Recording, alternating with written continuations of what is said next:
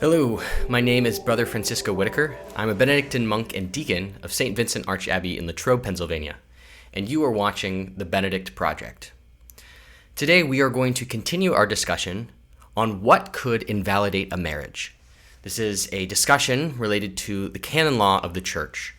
And a while ago, we discussed the first part of the things that could invalidate a marriage between a man and a woman, so that the sacramental bond between them actually never forms. We discussed in that video what are called the 12 major diriment impediments, that are things that already exist in the person or circumstances around the particular persons involved in the wedding that actually do not allow for the sacramental bond to form. Well, aside from impediments, there are also a second aspect that can invalidate a marriage, which is called defect of consent, which really is talking about the individual's ability to freely will and choose with understanding the marriage that they are entering into.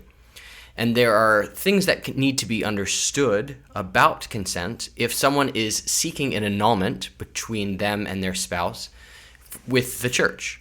If there are no major impediments that was seen to be that are proven to have existed before the marriage, the next step is to look at the couple's, or at least one or the other's, inability to make a full understanding consent of the will, either based on principles of marriage or based on the individual to whom they are giving their consent.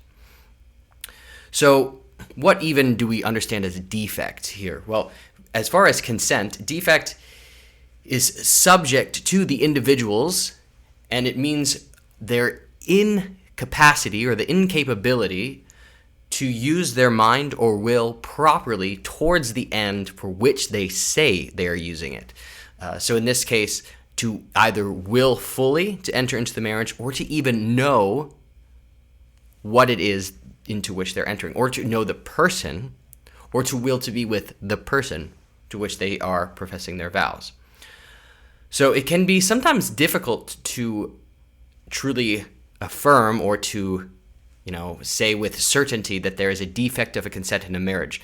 This requires a lot more investigation and can be a very uncomfortable time for if a couple is seeking annulment, because there's a lot of unearthing, a lot of questions, very deep diving, probably painful questions which are asked. But in order to seek an annulment, that process is necessary, and if there are no impediments, then they have to look at consent. So there are various degrees of consent that must be given, and there are various defects that can exist in that consent, which the church explores. So we're just going to kind of go through them, and this is, there's a video really to just for those who are curious or wondering, okay, what does the church teach about these things? Or how does this person receive an annulment based on what the tribunal concludes about their marriage? So, if any of these are things that you find interesting, or you know someone who might find this video helpful, stick around and make sure to pass it along. All right, so the first defect of consent is an insufficient use of reason altogether. So this is very basic, and the church breaks down, or Canon Law breaks down, what is called perpetual insufficient reason and transient or temporary insufficient reason. So permanent or perpetual is just someone maybe who is very mentally incapacitated. Someone, age is an impediment, but it also is an inability to give consent at a very young age, right? A child cannot enter marriage, not only because just simply their age, but also they don't have the understanding or the reason necessary to comprehend what it is that they're entering.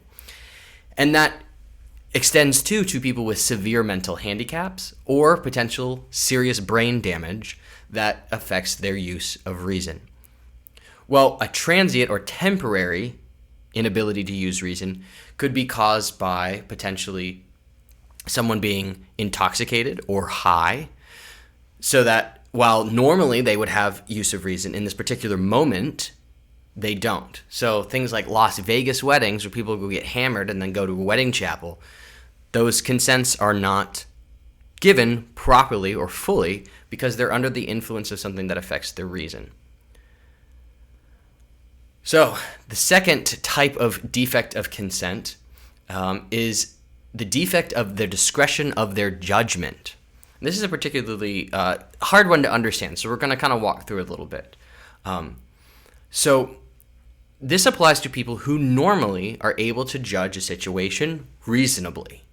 Yet in this particular instance, in this marriage, in the exchanging of vows, and in the circumstance of the whole wedding, they are not able to properly discern what it is that's happening, who it is in which they are entering the marriage, and what this necessarily involves for their future.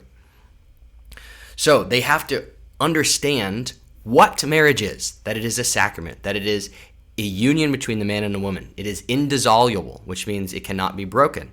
It is to be exclusive, just between the man and the woman and not anyone else.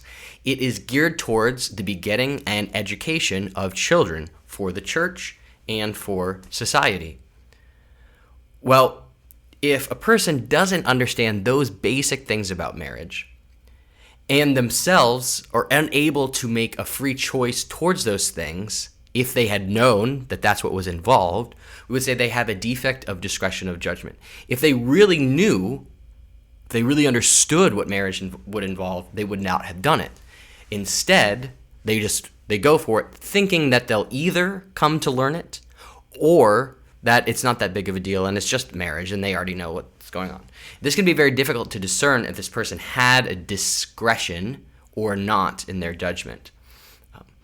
And Canon Law points out that when this aspect of defect is being investigated as a possible explanation for an annulment to be given, it says it always involves some kind of psychological anomaly. Now, what does that mean? Well, I got my notes here because I don't fully understand it off the top of my head. That there is some kind of mental disorder going on. Maybe there are deep psychological issues within the person, that if they're not having maybe a manic depressive episode, they would be able to fully enter in the marriage. But at the time, they were kind of going crazy. Maybe that no one knew or no one realized they knew.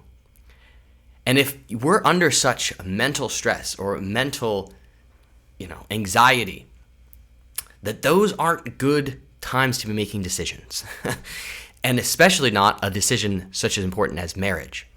So that the church would say, well, if you are under such duress or have such psychoaffective immaturity so that you can't actually, with reason and will, choose this person for all that it will entail because of what's going on up here, that can be a defect of your ability to say yes to this person.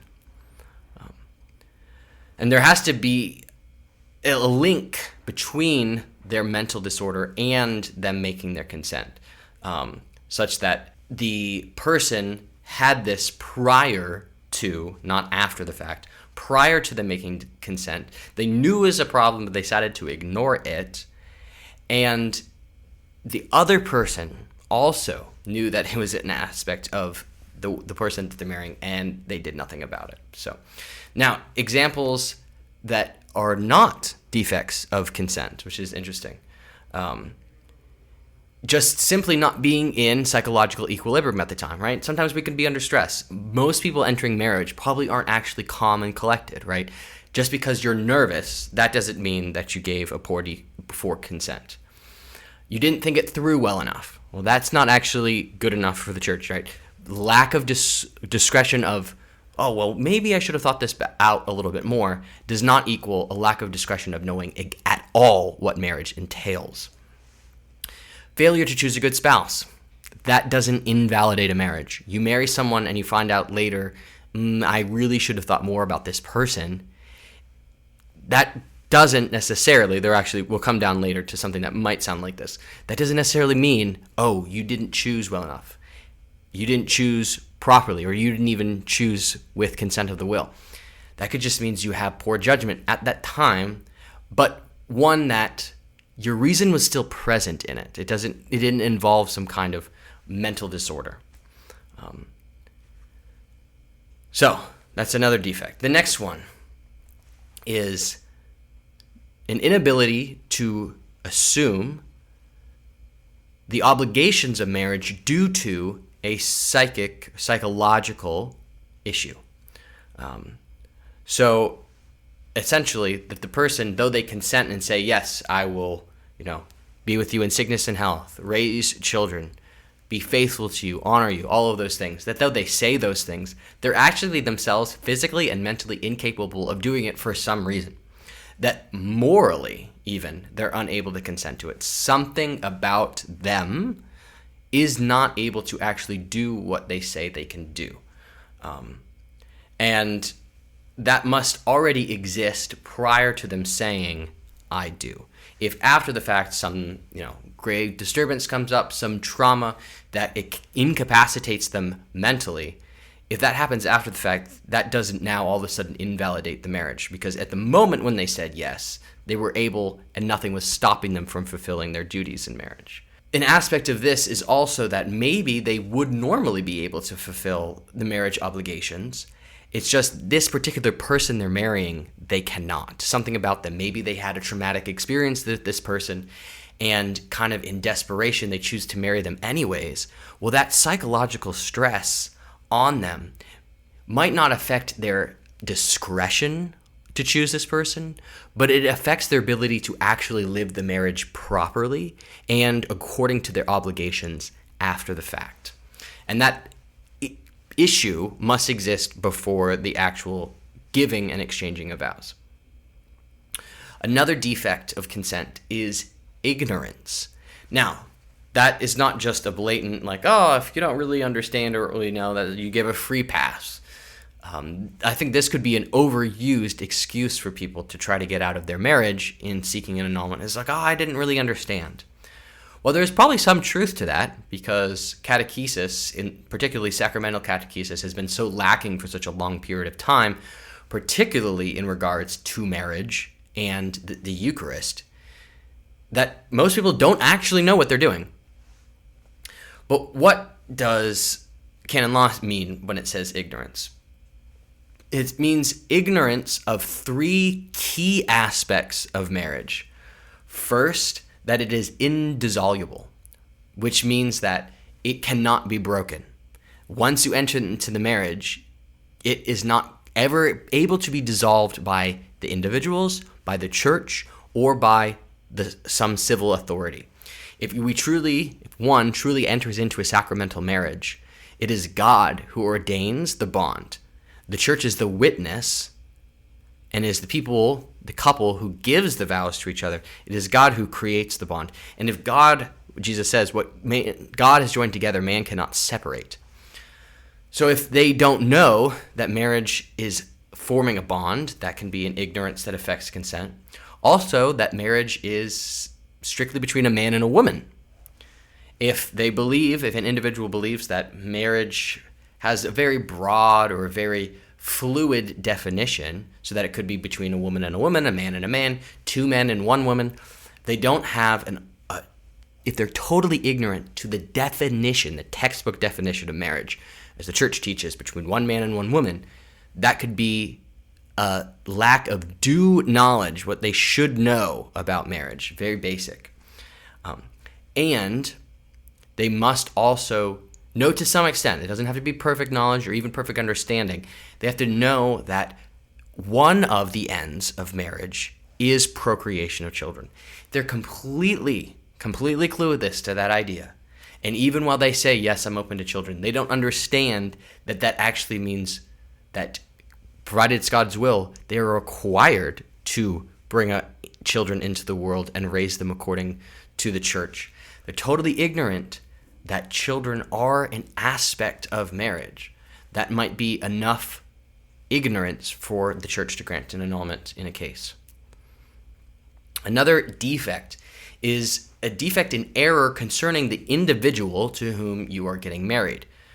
So a false judgment about who this person is first, and then some serious lack of judgment, false judgment on how this person is. So first, the who. This is really obvious. And we see this case actually in Scripture. Jacob goes to marry Rachel, one of the daughters of Laban. And before he does, though, Laban switches them out and he ends up marrying Rachel's older sister, Leah. Well, Jacob gets around it by marrying Rachel too anyways, but since we don't believe in polygamy, right, that's not an option. Not that...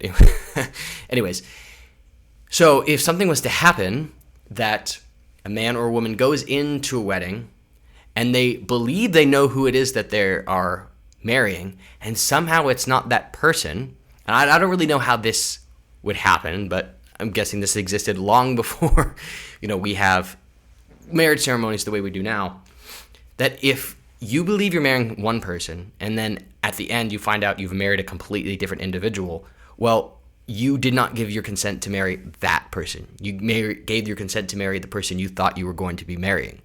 So you were not held all of a sudden now bound to this random individual that you would never have intended to marry to begin with. So that's a false judgment about who it is.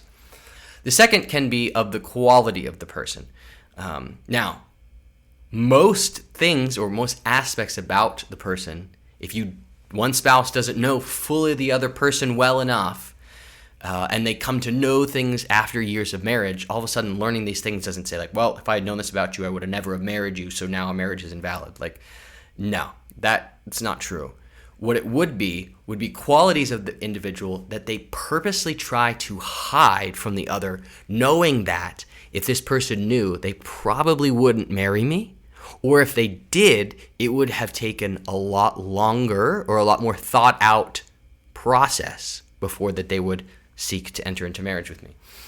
For example, the extent of their health. So this person could be hiding, hey, I have some terminal illness, or I have some STD, or I have something that will directly affect your life very soon or very majorly, and I choose to hide it. And so their spouse entering in assumes this person is completely healthy. Now, if the individual didn't know that they had a terminal illness or an STD or something like that, and then it became manifest, well, they're not to blame because they weren't trying to hide it. They just themselves also didn't know. And that ignorance overall is not enough to invalidate the marriage because the consent was made on the person based on the qualities that both of them understood or knew, and not on something that neither of them knew. Other things can be like profession, what this person does. I tell you I'm a sales clerk, but actually I work in a strip club. That is a complete hiding of some serious character flaws and aspects of this person that if were known, wouldn't enter into a wedding with them, right? Wouldn't enter into marriage. So judgment or error concerning the person can be both on who it is and on serious aspects of their quality. But not to make excuses for things you find out about your spouse after the fact, right? You find out your spouse is lazy and you thought they weren't. Well, that's, a vice, a character flaw that they need to work on. That isn't something that all of a sudden invalidates your marriage just because you don't like what they do or don't do.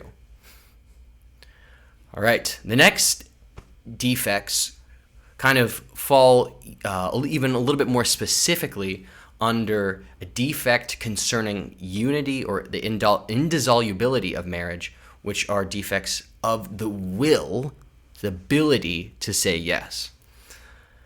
So this would mean that an individual, when they're entering the marriage, they are incapable of fully choosing to be monogamous with this individual, to enter into the marriage as a sacrament, which means that the church is involved and all the aspects of the sacramental life are part of their marriage, or that they are not able to choose, they don't desire to choose that the marriage is indissoluble, that it won't break up, that they have to be with this person for the rest of their life.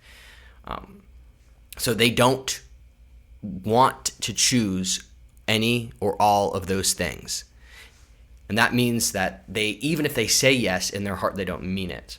That's a major defect and can look like another defect that we'll talk about in a little bit called simulation. So the next one is deceit. Well, this is pretty obvious. If you trick someone about who you are, you trick someone about marriage, or you lie about very serious matters about your life, then those things would likely influence this person's desire and will to enter into marriage. And yet if they're hidden so that they would not have entered marriage had they known these things, and they do now, well, that deceit is a defect on the one honest party's consent, because had they known, they would not have given it. So this means, though, the church doesn't say just like any deceit, right? It has to be deceit about particular things. There has to be like an actual type of deceit. It's not just that this person, that the one, let's say the man, right? He's really trying to hide something about himself. He's hiding that he had been maybe married when he was really, really young, right? Again, that's an impediment, so we'll just ignore that. He's trying to hide that he was married really, really young before and had left for his wife and then had a conversion, whatever. Well, he's still trying to hide the fact that he had gotten married before. If he intends to hold on to the deception and he successfully convinces the other person, his wife, that there never has been any previous marriage or any previous bonds, anything existing before, then that is deceit. Not that he thought about deceiving her in some aspects but didn't, or that he was trying to for such a long time and then it fell apart before they were married. If there is deceit in their history, that doesn't necessarily invalidate the marriage. It's if it's intended and successful leading up to the exchanging of vows. This doesn't mean that the deceit of, let's say, what this person intends to do in the future, or some deceit about a third party related to the couple, whether it's one of their parents or a sibling or someone else, hiding those things, those are kind of irrelevant as far as this defect is concerned. It's just about hiding an individual, hiding something about themselves that they know would affect this person's willingness and ability to enter into marriage with them. So, kind of another aspect or another type of deceitfulness the church calls the defect of simulation. So, if you know what a simulation is, you're going through like the motions of something without going through the actual thing. And that's exactly what the defect of simulation is. It's to give external consent with words without having the internal desire to actually mean what we say. And this is something a lot of us do all of the time, which is the sad reality of our fallen nature. It becomes very, very grave and serious when it is done within the exchanging of vows in a marriage, because it is a moral crime against the sacrament itself, because it is to say, I do not mean yes when I say yes and no when I mean no. I present something completely false, knowing that I'm entering into what's supposed to be a sacrament and a marriage and a union before God on the basis of I don't actually mean and want to do this. So there are kind of different levels of simulation that Canon Law talks about.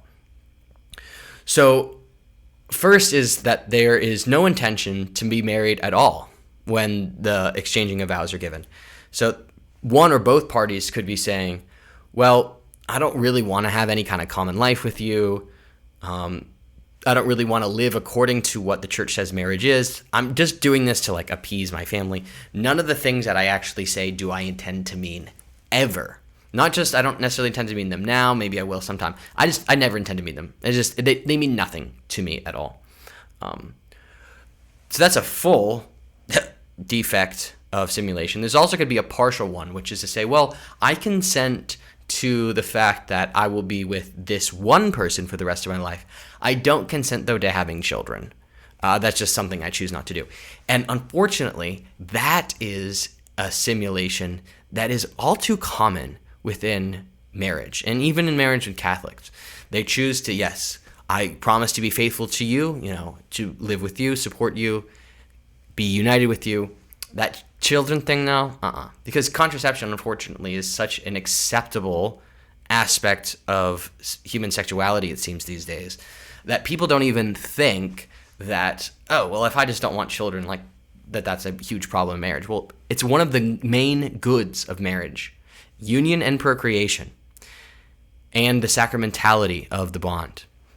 Well, if you take out one, you end up defecting the whole thing. You can't have consent over two things and then not a third.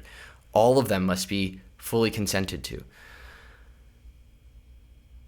And this means not that the person chooses later after all of these things, like, maybe at the time they said yes, yeah, I'll be open to children. And then 5 years down the road, they're like, maybe I don't want that.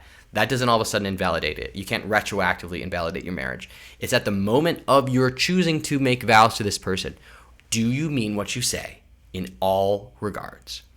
Even if you don't fully understand, if you have enough understanding and enough will to say yes, that validates the marriage. Now, some people might believe that then moral failures or sins that seem to reflect a lack of honesty or a lack of true willingness at the time of marriage that are manifesting themselves in the future, well, is that proof that they didn't mean what they said then? Not necessarily. So examples could be, if the husband or wife is overly flirtatious with other people, maybe they have a habitual pornography problem, or they have had one affair, or some kind of emotional infidelity. One might, unfortunately, just assume that, because they did those things, they didn't mean what they said to begin with. Well, that's not necessarily true. We can all commit to something fully, yet in our sinfulness and our drive to please ourselves, fall away from that commitment, right? Well, that's every time we receive the sacrament of confession, we're going to Christ, asking forgiveness for the times where we said we were going to do his will and we still did not. So infidelity even is not proof that there was a lack of consent involved, or that they were just, going through the motions when they exchanged vows. It can just mean human weakness. Not that that's justifying it or saying, it's not a problem, and I know that can destroy marriage. What I'm saying is it doesn't necessarily mean that there was no marriage to begin with at all. So what does simulation, what could this going through the motions, or what could some justifiable evidence be? Well, that this person admits that even in the moment of making consent, they were already planning on having an affair with someone else, or they were already planning on cheating in the future if the right person or the right opportunity arose, even if they didn't have that planned already, that they had kind of like, you're on my list, right? That people say that, like the list of acceptable partners to cheat with on someone else. Like if any of those are seen as acceptable in one or both members of the spouses entering into marriage, that can invalidate the consent given.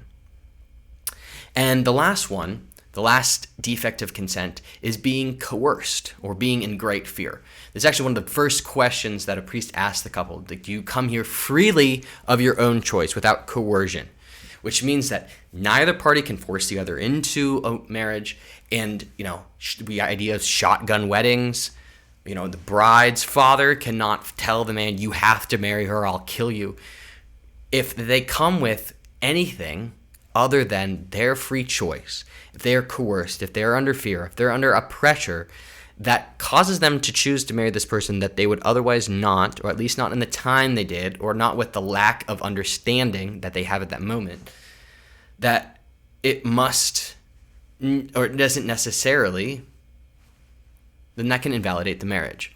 For this defect to be in place, it means that the marriage is contracted because of some fear, not merely if there is fear involved. So I could be afraid of entering into a marriage. Well, I'm not, because I'm not going to get married. But one could have some trepidation or fear because they're like, I don't know if I can live up to this, my spouse. I don't know if I can fulfill the obligations of being a mother or a father. That can be some kind of fear involved. That doesn't invalidate it. Rather, that the only reason people choose to enter into marriage is because of the fear of something. That alone could invalidate the marriage. So thank you for sticking around. I know this is a little bit longer of a video. I appreciate your attention. I hope you learned something about a next level of what could invalidate a marriage in defects consent. In a little while, we'll have our third and final video on what could invalidate a marriage, which involves the form and the celebration of the sacrament itself, because there are certain things that must be present in order for the couple to enter into the sacrament. If you missed our last video on the impediments that can affect the validity of a marriage, make sure you check out that video here. And if you're curious about what it's like to be a Benedictine monk, you can check out this video where I talk about being a monk in everyday life. And just to throw it out there, here's an episode of our podcast because it's great content and you should check it out. Thank you for joining me.